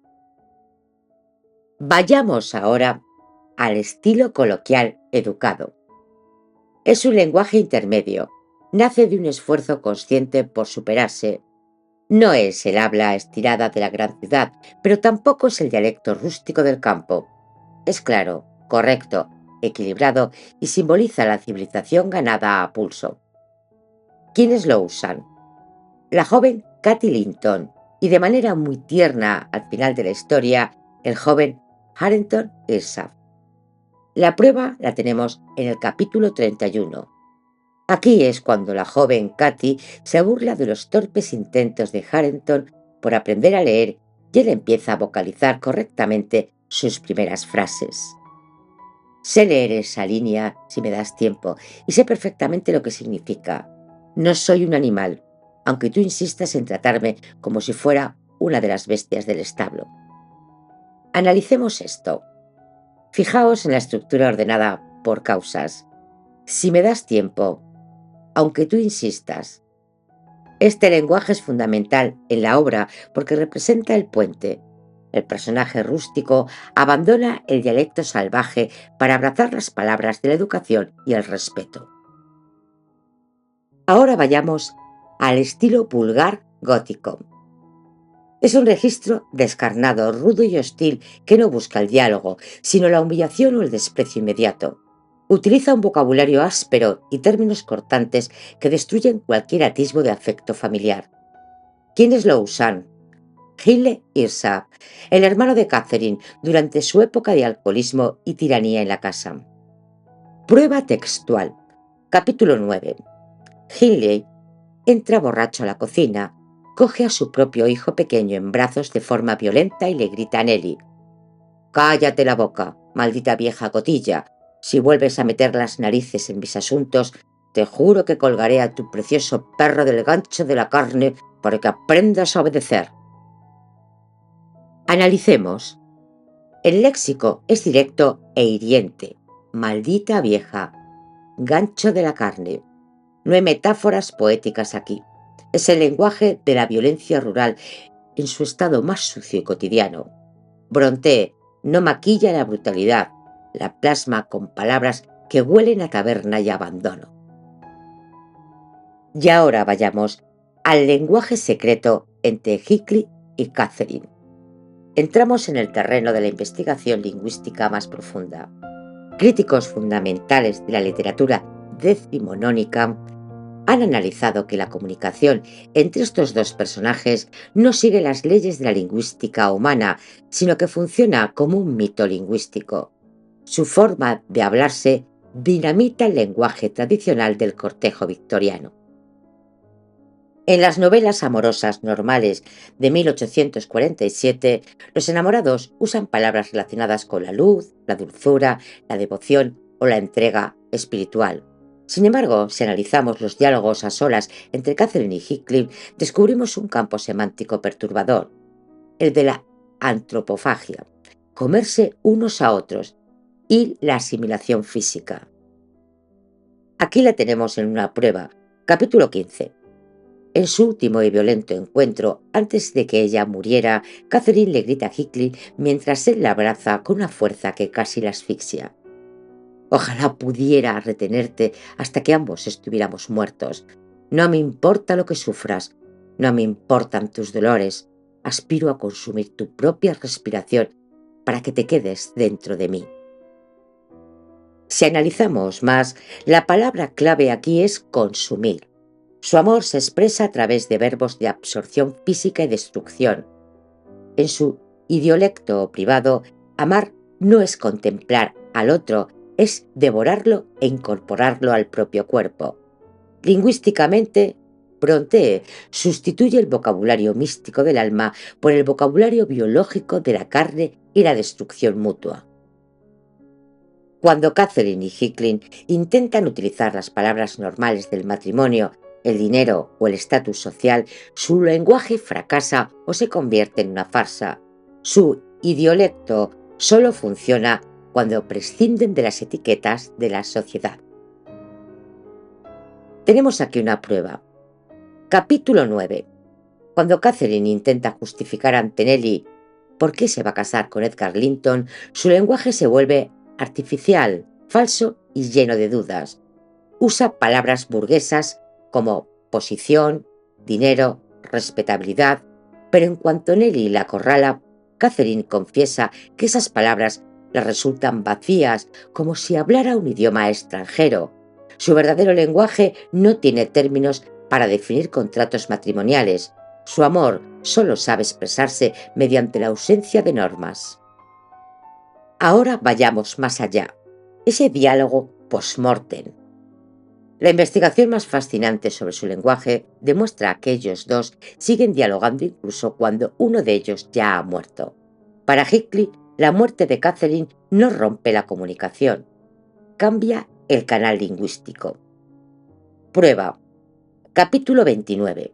Heathcliff le confiesa a Nelly lo que hizo la noche que enterraron a Edgar Linton cuando fue al cementerio a desenterrar el ataúd de Catherine.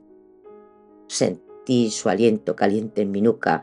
No vi con los ojos, pero escuché su presencia susurrándome desde la tierra, ordenándome que tuviera paciencia, que el momento de nuestra unión definitiva estaba cerca. Críticos como Gilles Miller señalan que en Cumbres borrascosas Emily Brontë crea una semiótica de la presencia invisible. Hickling no se comunica con un fantasma de película de terror gótico tradicional, se comunica con un sistema de signos físicos, un cambio de temperatura en el aire, el sonido del viento rozando el brezo o un crujido en la madera. Para él, la naturaleza entera se convierte en el cuerpo lingüístico de Catherine. Ella ya no usa palabras humanas, se ha transformado en el alfabeto del páramo y Hickling es el único capaz de leerlo. Ahora vamos a desarrollar y explicar un aspecto importante de la obra. Son los recursos ocultos del texto, el lenguaje del silencio y lo no dicho. En la lingüística moderna, el silencio no es la ausencia del lenguaje. El silencio es un acto de habla en sí mismo. Cuando un personaje decide callarse a propósito, está transmitiendo una información brutal. Puede ser desprecio, manipulación, miedo o el reconocimiento de que la pasión es tan grande que las palabras se quedan cortas. Emily Brontë utiliza 3 tipos de silencios muy destructivos en la novela. El primero es el silencio como arma de maltrato psicológico, lo que diríamos el vacío comunicativo. En Cumbres Borrascosas el silencio se utiliza a menudo para castigar al otro, ignorar su existencia y despojarle de su humanidad. El no responder a una pregunta es el insulto más violento de la obra. Prueba textual. Capítulo 24. Cuando la joven Katy Linton visita a escondidas Cumbres Borrascosas y se encuentra con su primo, el enfermizo y débil Linton Heathcliff, describe cómo la tortura a su primo mediante el vacío de sus palabras. Le hablé durante más de 1 hora, le pedí disculpas, le rogué que me mirara, pero él se limitó a quedarse tumbado en el sofá, con los ojos fijos en la pared, envolviéndose en un silencio obstinado y cruel que me dolió más que si me hubiera bofeteado. Analicemos esto. Mirad qué frase. Un silencio obstinado y cruel.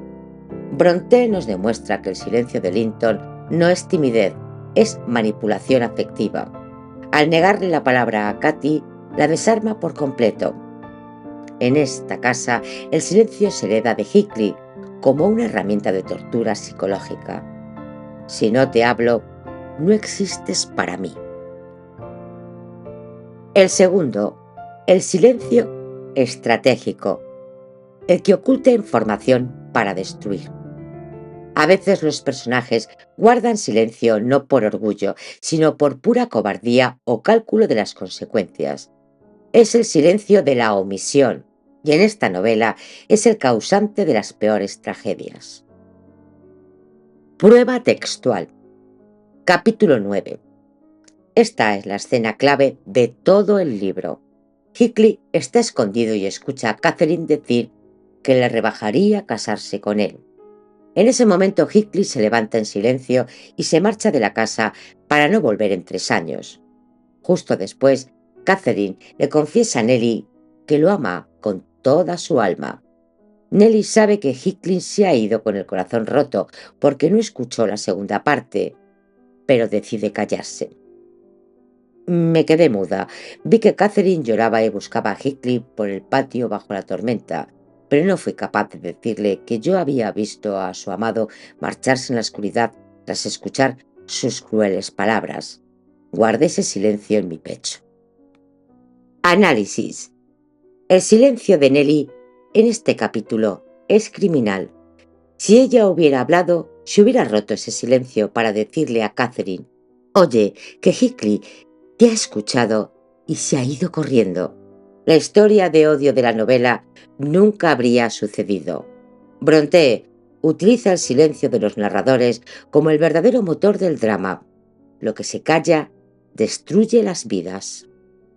Y el tercer silencio, el místico. Este tercer tipo de silencio que aparece cuando los personajes tocan el límite de la experiencia humana, cuando el dolor o el amor son absolutos, el lenguaje humano con sus verbos y adjetivos se vuelve inútil. Entonces los personajes se quedan sin palabras. Prueba textual. Capítulo 15.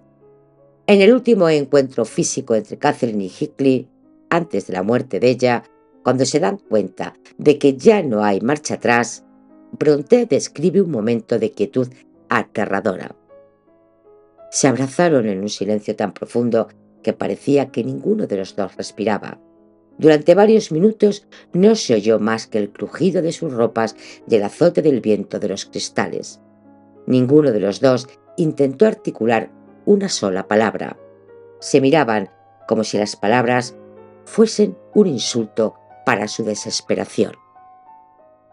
Vamos a analizarlo. Es un pasaje bellísimo. Brontë vacía la escena de diálogos. ¿Por qué? Porque en su universo romántico, cuando el alma se comunica con el alma, el lenguaje de la civilización estorba. El silencio aquí no es vacío, es plenitud absoluta. Las palabras pertenecen al mundo de los vivos, de los Linton, de la ciudad. El silencio pertenece a la eternidad que ellos comparten. Ahora ya nos encontramos con muchos elementos en esta historia. Es como un puzzle. Pues bien, vamos a crear una capa más de complejidad que nos haga entender mejor esta obra. Imaginad que estés investigando un caso cerrado hace años y de repente en mitad de los testimonios orales encontráis una caja con papeles originales que están escritos en primera persona por los propios implicados. Y esto es lo que hace Brontë. Rompe la voz de Nelly y de Lodbrok metiendo textos escritos directamente por las mujeres de la historia.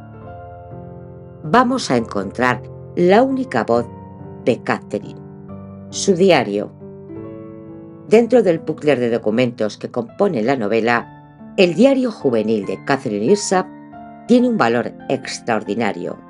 No es solo un texto viejo que el señor Lodbrok encuentra por casualidad, es la única prueba documental de todo el libro que escapa por completo al control y a la manipulación de Nelly Dean. Mientras que el 90% de lo que sabemos de la infancia de los protagonistas nos llega a través de lo que Nelly recuerda y decide contarnos años después, estas líneas del diario nos conectan directamente con el pasado real. Es la voz de Catherine congelada en el tiempo, grabada en el papel antes de que aparecieran el interés material, la madurez y la mentira del matrimonio. Al leer estas notas escritas en los márgenes de los libros religiosos de Joseph, el espectador descubre la frescura y la crudeza de una niña que aún no ha aprendido a disimular sus emociones para encajar en la sociedad. Prueba textual. Capítulo 3. Lodbrok lee lo que Catherine escribió un domingo de tormenta. Un domingo horrible. Empezaba el párrafo que veía debajo. Ojalá mi padre volviera a estar con nosotros. Hinckley es un sustituto detestable. Su comportamiento con Hinckley es atroz. Hinckley y yo vamos a rebelarnos. Dimos el primer paso esta tarde. Ha estado diluviando todo el día. No pudimos ir a la iglesia, así que Joseph se vio obligado a montar un servicio religioso en el desván, y mientras que Hinckley y su mujer disfrutaban abajo a buen fuego, haciendo cualquier cosa menos leer sus Biblias. A Hinckley y a mí, y al desgraciado mozo de labranza, nos mandaron coger nuestros devocionarios y subir. Nos colocaron en fila sobre un saco de grano, gimiendo y tiritando, y deseando que Joseph tiritara también para que en su propio interés nos diera un sermón corto. Vana esperanza. El servicio duró exactamente 3 horas, y todavía mi hermano tuvo la cara de decir, cuando nos vio bajar: «¿Qué? ¿Ya está?» Los domingos por la tarde acostumbraban a dejarnos jugar a condición de que no hiciéramos mucho ruido.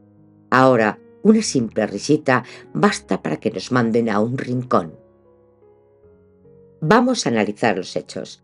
Este fragmento es narrativamente precioso porque es la radiografía de una alianza pura. Aquí no hay adornos burgueses. Catherine utiliza un lenguaje de resistencia inmediata. espantoso, odiamos, escapar. La gran pista oculta para el lector es que este diario funciona como un contraanálisis de la propia Nellie Dean. En los capítulos siguientes, Nellie tiende a suavizar las culpas de la familia o a pintar la infancia de Hickey como la de un niño huraño que se buscaba sus propios castigos. Pero este diario, escrito a escondidas, demuestra de forma objetiva la realidad. El maltrato físico y la exclusión de Hickey por parte de Hindley comenzaron desde el primer momento, y la unión de los dos niños en el páramo era un pacto de supervivencia contra la violencia de la casa.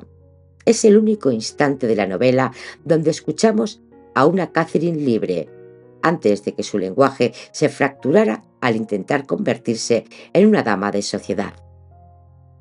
Ahora vayamos a otro documento, la carta de Isabella Linton. Esta es la segunda gran fuente documental. Rompe por completo el monopolio de la voz de Nellie y nos traslada al interior de Cumbres Borrascosas cuando se ha convertido en un infierno. Aparece en el capítulo 13. Es una larguísima carta que Isabella le envía a Nellie Dean pocas semanas después de haberse fugado y casado con Hickey.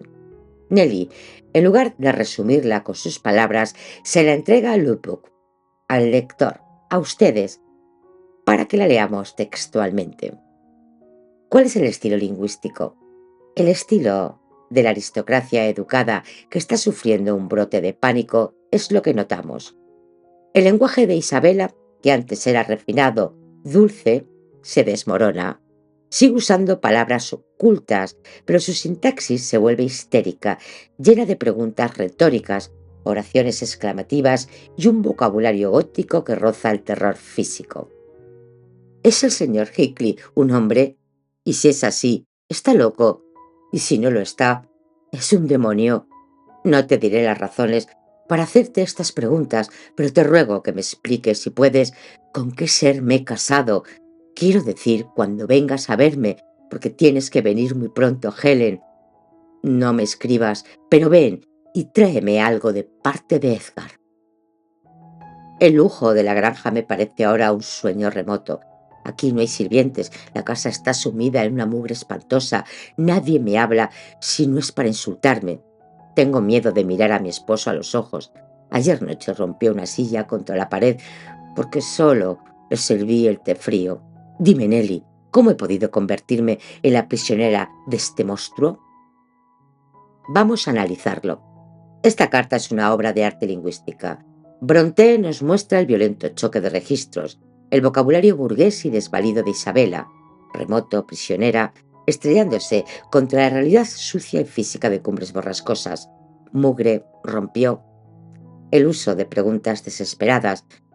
¿Es un hombre o un demonio? Esto demuestra lingüísticamente que ella carece de la armazón mental para comprender el mundo de Hickey. Es la voz de la civilización siendo triturada por el páramo. Al introducir estas fuentes, el diario de una niña rebelde y la carta de una esposa maltratada, Emily Brontë consigue que la novela deje de ser una simple historia contada por una criada. El libro se convierte en un archivo de múltiples voces cruzadas. El espectador debe entender que la autora hace esto para que podamos contrastar. Tenemos la versión de Nellie, el diario de Lookbook, los apuntes de la infancia de Cathy y la correspondencia de Isabella. Ninguno lo sabe todo, pero al juntar los textos como si fuéramos detectives, el lector puede reconstruir la verdad oculta tras las palabras de cada uno. Y ahora vamos a ver las pistas involuntarias de Nellie. Las voces entre comillas. Cuando en mitad de la charla de Nellie aparecen las comillas, la criada se aparta y deja que los personajes hablen directamente desde el pasado. Al hacer esto, Emily Brontë levanta el filtro del narrador y nos deja escuchar la radiografía exacta de la mente de los protagonistas. Nellie nos cuenta con toda naturalidad una escena espantosa en la que Hickey habla de su hijo Linton, el niño enfermizo que tuvo con Isabella. Nellie lo cuenta como una muestra más de lo malvado que es Hickey, pero la frase, entre comillas, revela algo mucho más profundo. La psicología de la frustración de clases. ¿Dónde aparece? En el capítulo 20, cuando Hickley recibe a su hijo por primera vez en Cumbres Borrascosas tras la muerte de Isabela. ¡Dios mío, qué belleza! ¡Qué cosa más preciosa y encantadora! ¿Lo han criado a base de caracoles y leche ácida, Nelly? Oh, maldita sea mi alma. Es peor de lo que esperaba, y el diablo sabe que no me había hecho ilusiones. Vamos, vamos. Nada de tonterías. No te vamos a hacer daño, Linton. ¿O es ese tu nombre? Eres el vivo retrato de tu madre del todo. ¿Dónde está mi parte en ti, polluelo llorón? Al dejar la frase intacta, Brontë nos da la clave de la tragedia de Hickley. Su obsesión no es solo el dinero, semánticamente está obsesionado con la textura física de los personajes. Usa las palabras hierro, porcelana o leche. Hickley odia a su hijo porque ve en su cuerpo la debilidad de la aristocracia que a él lo humilló de niño. Nelly ve esto como simple crueldad paterna, pero la cita nos revela que Hickley vive atrapado en un trauma lingüístico y físico donde todo lo que huela a los Linton debe ser destruido. Ahora vamos a otro fragmento donde las comillas son muy importantes. Es la cita más famosa e importante que Nelly nos transmite como un simple capricho de una chica malcriada. Sin embargo, es la pista lingüística definitiva que demuestra que Catherine se fragmentó el alma. ¿Dónde aparece? En el capítulo 9, en la misma conversación donde confiesa que se casará con Edgar Linton. Si yo estuviera en el cielo, Nelly, sería completamente desgraciada. Tuve un sueño hace unas noches, soñé que estaba en el paraíso y que el cielo no parecía mi hogar. Me rompía el corazón de tanto llorar porque extrañaba el páramo y los ángeles se enfadaron tanto conmigo que me arrojaron de una patada a la mitad de la cumbre de Cumbres Borrascosas y allí me desperté sollozando de alegría. Esto es una pista oculta para el lector. Nelly escucha esto y le dice a Catherine que deje de decir tonterías impías. Nelly no entiende nada, pero Emily Brontë nos está regalando la clave semántica de la novela. El cielo de la civilización es un infierno para los salvajes. Al usar el verbo arrojar de una patada, asociado a los ángeles, Catherine subvierte la simbología religiosa tradicional. La pista nos dice que el matrimonio de Catherine con Edgar Linton la va a matar porque está intentando habitar un paraíso moral y social que repele su verdadera naturaleza. Ella misma predice su propia muerte y su destino como fantasma en el páramo. Y es que el recurso más sofisticado de Emily Brontë en Cumbres Borrascosas no es lo que sus personajes ocultan, sino lo que revelan sin querer en el momento exacto en el que Nelly Dean les cede la voz, cuando en mitad de la narración de la criada aparecen las comillas y el personaje habla directamente desde el pasado. Brontë levanta el filtro del narrador y nos deja escuchar la radiografía exacta de la mente de los protagonistas. Son frases cortas, lanzadas casi de pasada, en medio de una conversación sobre otra cosa, y contienen la verdad más desnuda de la novela. Ejemplos. Empieza en el capítulo 10. La primera de estas voces sin filtro llega aquí. Catherine acaba de decirle a Hickley que quiere demasiado a Isabela para permitir que se apodere de ella y la devore. Hickley responde y Nelly registra la frase sin comentario ni subrayado. «Y yo la quiero demasiado para intentarlo», dijo él, «salvo a la manera de auténtico vampiro. Oirías contar cosas raras si yo viviera solo con ese insípido rostro de cera. Lo más corriente sería pintar en su blancura los colores del arco iris y volver negros sus ojos azules cada 1 o 2 días. Se parecen detestablemente a los de Linton». Nelly no interrumpe, no comenta. Brontë levanta el filtro y deja que Hickley se describa a sí mismo en voz alta, ante testigos, con una precisión clínica que ningún narrador omnisciente podría superar. La palabra vampiro la pronuncia él. El plan de violencia doméstica lo enuncia él y lo dice como quien habla del tiempo, porque Catherine se ríe y responde deliciosamente. Nadie en la habitación entiende que acaba de escuchar una confesión. La segunda voz directa llega después, en el mismo capítulo, en el 10, cuando la conversación entre Catherine y Hickley escala y él pronuncia, sin que nadie se lo pregunte, la frase que resume toda su arquitectura de venganza. «No intento vengarme de ti», respondió Hickley con menos vehemencia. «Ese no es el plan.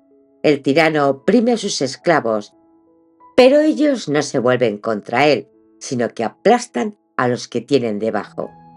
Y a continuación, en el mismo párrafo sin pausa, la segunda frase que lo delata completamente.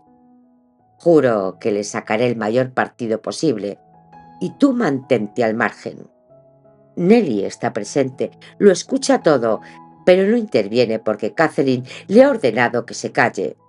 Brontë construye así el momento perfecto, el narrador forzado al silencio, el personaje hablando solo hacia el vacío y el lector recibiendo la confesión sin intermediarios. Y en la misma página, más adelante, Hickley añade una frase más. «Si creyera que realmente querías que me casara con Isabella, me cortaría el cuello». La frase confirma lo que ya ha dicho antes. El matrimonio con Isabella no es el deseo sino el instrumento. Lo que Hickley niega con esa hipérbole es precisamente lo que está sucediendo. Pero la última y más perturbadora de sus voces directas llega en el capítulo 17, durante el entierro de Hindley. Hickley ha gestionado la muerte con indiferencia, se ha puesto de luto por hipocresía y antes de seguir el cortejo fúnebre levanta al niño Harrington sobre la mesa y le dice, creyendo que son palabras inocentes para una criatura que no entiende. «Ahora, mi guapo jovencito, eres mío, y veremos si un árbol no crece tan torcido como otro con el mismo viento para doblarlo». El niño ríe y le golpea la mejilla. Nellie anota únicamente. «Yo adiviné su significado. No hace falta más». Brontë ha levantado el filtro del narrador. Ha dejado que Hickley pronuncie su plan sobre el ataúd de su enemigo, ante una criatura inocente que aplaude sin entender, y ha cerrado la escena con 4 palabras de Nellie, que son más devastadoras que cualquier análisis. Es que es esto lo que hace Brontë con las comillas. No las usa para dar información, sino para retirar la protección del narrador en el momento preciso y dejar que los personajes, creyendo que hablan entre ellos, hablen en realidad directamente al lector, a ti, al que estás escuchando. Las pistas no están escondidas, están dichas en voz alta. El truco es que nadie en la habitación las escucha. Ahora vayamos a una voz extraordinaria, sorprendente. Es el lenguaje arcaico y brutal de Joseph. Es una verdad sin filtros. Joseph es, desde el punto de vista lingüístico y estructural, el personaje más radical de Cumbres Borrascosas. No es un simple criado rústico que aporta color local. Es un fósil lingüístico viviente y una pieza clave para desentrañar el rompecabezas de la novela. Su voz introduce en el texto un dialecto agresivo, arcaico y violento, y este funciona como un contrapeso brutal a la hipocresía educada de Lodbrok y a la narrativa edulcorada de Nellie Dean. A lo largo de la novela, Joseph habla poco, pero cada vez que abre la boca, Nellie Dean transcribe sus palabras de forma milimétrica, entre comillas, y deformando la ortografía tradicional para capturar su sonido exacto. ¿Por qué hace esto Nellie si con otros personajes se limita a resumir los diálogos? Lo hace por miedo. Nellie Dean le teme a Joseph. No es un temor físico, sino un terror moral y supersticioso. Joseph presenta la teología puritana más implacable y fanática del norte de Inglaterra. Utiliza el lenguaje como un martillo de juzgar. Nellie que siempre busca dar una buena impresión y quedar como la persona sensata de la historia, se siente lingüísticamente amenazada por la crudeza de Joseph, quien no respeta jerarquías ni cortesías sociales. Al citarlo de forma literal, Nelly se distancia de él, mostrándolo ante Lodbrok como un viejo loco y primitivo, pero inconscientemente nos está dejando la fuente del sonido más pura de toda la novela. Joseph es el único testigo sin máscara. Posee una virtud narrativa única en toda la obra. Es el único personaje que jamás oculta su odio hacia Hickling, ni hacia los Linton, ni hacia nadie. En un mundo donde Lodbrok maquilla la realidad con pedantería y Nelly manipula los hechos para protegerse, Joseph dice exactamente lo que piensa, sin filtros decorativos. Aquí radica la gran paradoja de la obra. Si Joseph fuera el narrador principal de Cumbres Borrascosas, el lector obtendría la crónica más fidedigna y desprovista de sentimentalismos sobre lo que realmente ocurrió en esa casa. Él estuvo allí desde el principio, vio morir, nacer a las dos generaciones y no tiene ningún interés en justificar los errores de Catherine Irsa o los abusos de Hitler. Sin embargo, su elección como narrador es completamente inviable por dos razones filológicas fundamentales. Primera, las limitaciones de su vocabulario. Su universo mental está clausurado dentro de un campo semántico estrictamente bíblico y agrícola. Carece del léxico psicológico necesario para expresar la complejidad del amor destructivo entre Hickling y Catherine. Para Joseph no existen los traumas, las obsesiones, solo existe el pecado, la condensación y el trabajo en el campo. Su lenguaje es demasiado estrecho para abarcar la novela. Y segundo, la imposibilidad pragmática. Joseph jamás se sentaría a hablar con el señor Lodbrok. Para el viejo criado, Lodbrok es un señorito de ciudad, un ser pecaminoso y ridículo que representa todo lo que él desprecia. Lingüísticamente no existe un código común entre el dialecto rústico de Joseph y el inglés latinizante de Lodbrok. La comunicación entre ellos está rota desde el primer día. Cuando analizamos los discursos de Joseph en Cumbres Borrascosas, descubrimos que Emily Brontë fusiona de manera deliberada dos fuentes lingüísticas letales: el rudo dialecto del norte de Inglaterra y la Biblia del rey Jacobo. El resultado no es el habla de un criado pintoresco, es una retórica de condena. Joseph no describe el mundo, lo sentencia, y Brontë le da esa voz para que funcione como un coro griego puritano, una conciencia bíblica que nadie escucha, pero que siempre tiene razón. La primera prueba textual aparece en el capítulo 9, durante la tormenta en la que Hickling desaparece. Catherine está empapada y en silencio. Nelly intenta consolarla y Joseph, sin que nadie le pregunte, evita la tormenta meteorológica a categoría teológica. No está en Gimmerton, dice Joseph. No sería raro que estuviera en el fondo de un lozalal. Esta advertencia divina no ha sido en vano. Y usted tenga cuidado, señorita. La próxima vez será para usted. Gracias al cielo por todo. Todo conduce al bien de los elegidos, sacados de la inmundicia. Ya sabéis lo que dicen las Escrituras. Y empezó a citar varios textos, remitiéndolos a los capítulos y versículos en que podíamos encontrarlos. Observar el mecanismo.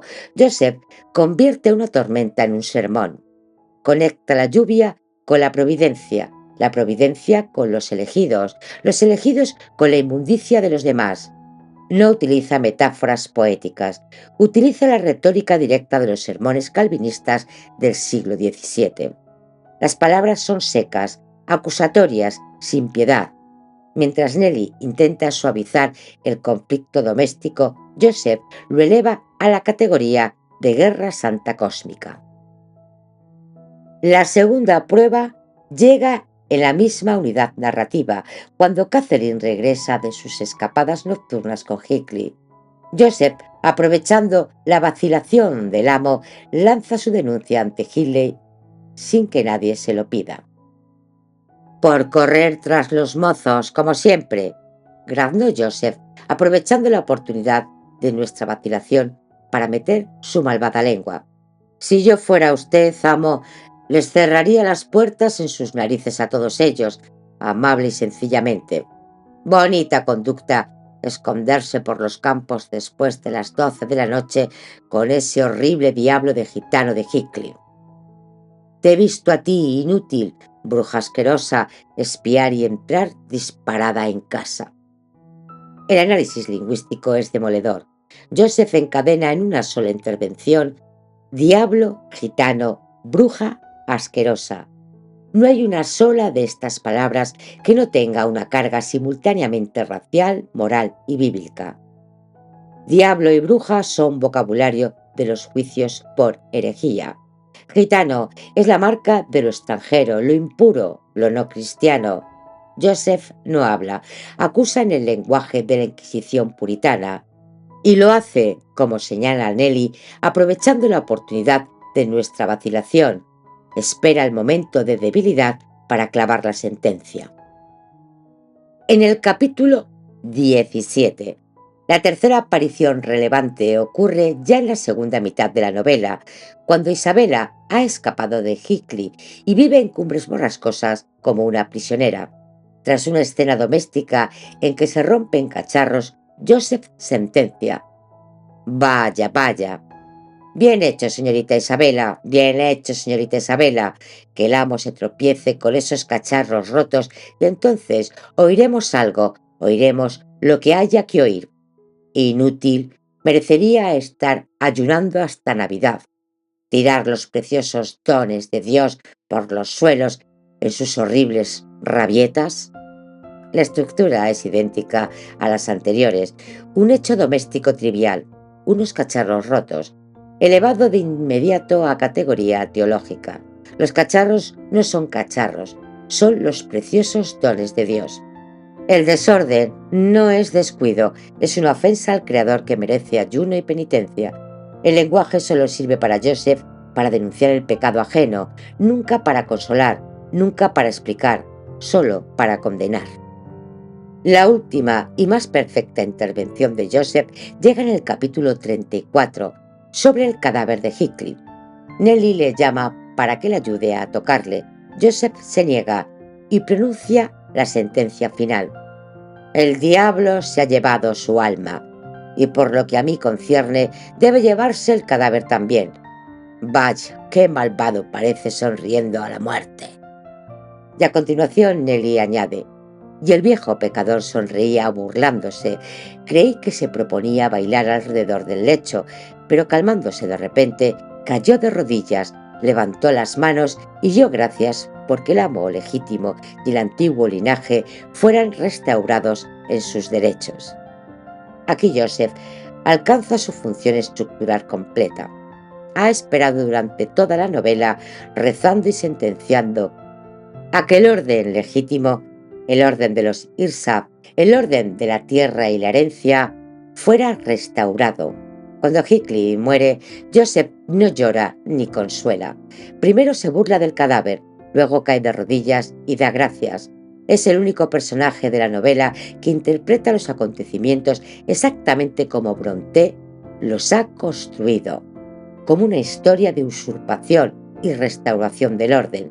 Su dialecto no es pintoresco, es la voz de la arqueología calvinista del siglo XVII, que atraviesa la novela del principio al fin, condenando a todos por igual y esperando con paciencia bíblica el juicio final.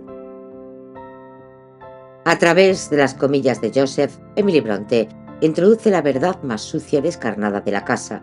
Su voz arcaica recuerda al lector que bajo el drama de los amantes, lo que hay en Cumbres Borrascosas es una historia de degradación, fanatismo y violencia rural que ningún filtro burgués puede llegar a tapar. Hasta muy pronto. Os espero.